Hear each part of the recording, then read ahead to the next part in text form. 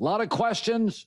J-Mac thinks he has the answers to all of them. We like to call it tomorrow's headlines today.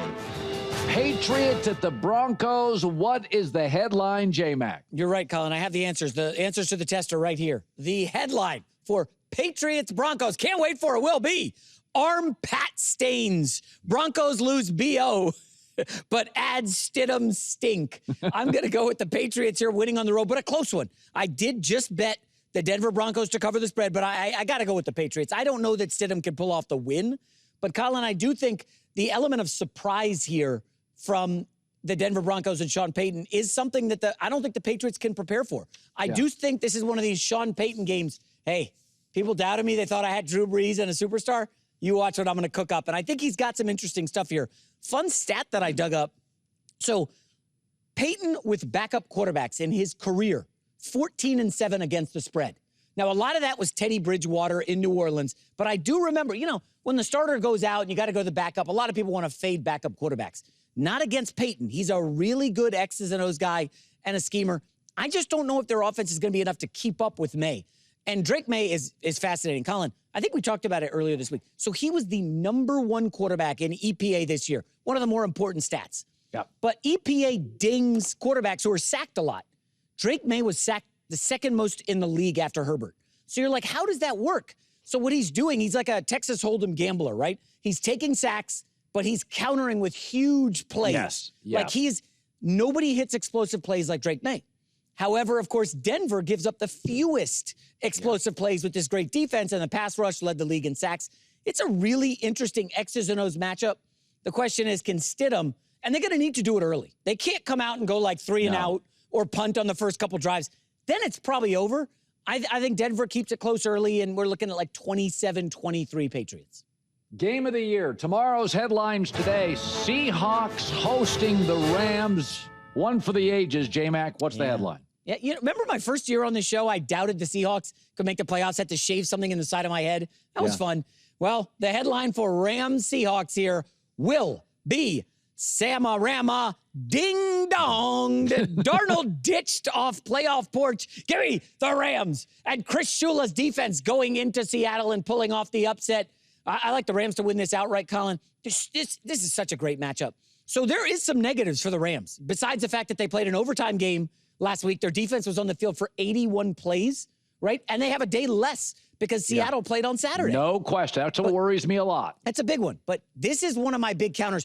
Colin, I'm not hearing anybody talk about it. We haven't touched it, okay? The starting left tackle for Seattle, his backup, and the third stringer all missed practice Wednesday and Thursday. Your left tackle going against Jared Verse. All of them missed practice this week. Now, there's hope that the starter is able to play. But the backup plan, according to Seattle insiders, is, we'll move Gray Zabel, our guard, out to left tackle, like the Bears did with Joe Thuney last week, and Thuney did great. Colin, Thuney's a veteran all-pro. Gray Zabel's a rookie. Now he's going up against Jared Verse, and compounding matters. You got the Zach Charbonnet injury. He's their best blocking back. You keep him in the backfield to block against the blitz. Kenneth Walker can't block anybody. Now, Kenneth Walker's explosive on runs and pass catching, but I'm just telling you, this Rams defense with Chris Shula, I'm just blown away by how good he is. I'm on record. I think he's going to be the next Pittsburgh Steelers coach.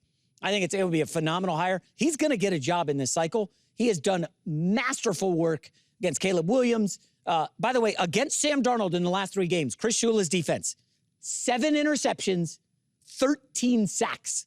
Now, one of that was when he was with Minnesota in the playoff game, and Shula just had him seeing ghosts, sacked him 9 times. But I like the Rams here. Devontae back, Dotson full go. Give me the Rams and McVay winning. Tomorrow's headlines today. Let's talk about a couple of these new coaches. Harbaugh and the Giants. Let's see what J-Mac has to say about the team he hates the most. Obviously, the show's fun when we agree, right? But it's also fun when we disagree. The headline for the New York Giants next season will be Big Blue Suede Shoes. New York royalty still waiting to be king. I'm sorry. There will be no playoffs, Colin. I'll give you 8 wins, maybe 9. But I have looked at the opponents. Now, the schedule order's not out yet. This is one of the toughest schedules in the league. 7 of their 17 games against playoff teams, okay? At home, they get San Fran and Jacksonville. Timing will matter. Jacksonville going to New York in December could be big. These are a couple of their road games.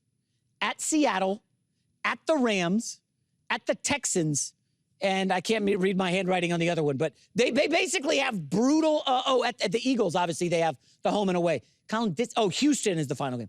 This is going to be a very tough schedule. He's got to work out some kinks with the offensive line. It's good. Well, I'm not willing to call it great. You know, Cam Scatteraboo, are we really banking on him being like a difference maker like a Barkley or C-Mac? I think we need to pump the brakes a little bit. 8 or 9 wins, second or third in the division.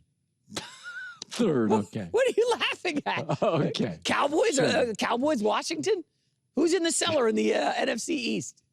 Not going to be the Giants. I'll tell you that. Oh, all right. Tomorrow's headlines today. Well, what about Stefanski and the Falcons? What say you? Man, I can't quit these damn Falcons, Colin. I mean, you know, you laugh at me every week. I bet on them. So now they bring in Stefanski, 2-time coach of the year. The headline for Kevin Stefanski and the Falcons will be NFL, new Falcon League. Falcons put the fun in Stefanski. Oh, yeah, baby. Michael Penix returns.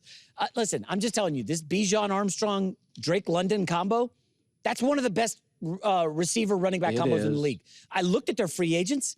They're not losing many dudes. Couple older guys. Kyle Pitts is the one to watch. Do they tag him? Do they bring him back? He'll have interest from the Chiefs and others. The real reason I like this team is that the Falcons defense really showed up this season, Colin. They got very good. Remember that win over the Rams at the end of the year? The kid Pierce they drafted out of Tennessee showed well. I think this is the division winner, clearly. I know the Saints have improved, and you like Carolina, and Baker Mayfield's over here talking trash on Twitter. Give me Stefanski and the Falcons to win the division. Okay, that was a funny headline. Finally, Buffalo Bills still in the middle of their coaching search. Yeah. Tomorrow's headlines today. I'm told you have a 6th mystery headline. Yeah, well, we're trying to keep that a secret. Buffalo Bills, you know, I said their Super Bowl window's closing. You couldn't brush that off fast enough, like it was a garbage take. The headline for Buffalo will be, the Day Bowl is in the details. Hot seat finds cold comfort. I'd like Brian Daboll to go back to Buffalo. Come on, this Phillip Rivers stuff. Is this misdirection? What the hell's going on here? Seems goofy. I do think the Daboll fit is good. My only concern is that viewed as too safe of a call? Hey, Josh, it worked with Josh. Let's bring him back. Do they need to go away from the quote-unquote family? But I think Daboll is a really sharp offensive mind. I'll remind people, Jackson Dart didn't do it by himself this year. Jackson Dart emerged, and Brian Daboll had him kind of rolling on offense. Remember, they went and hung 32 on the Broncos in Denver.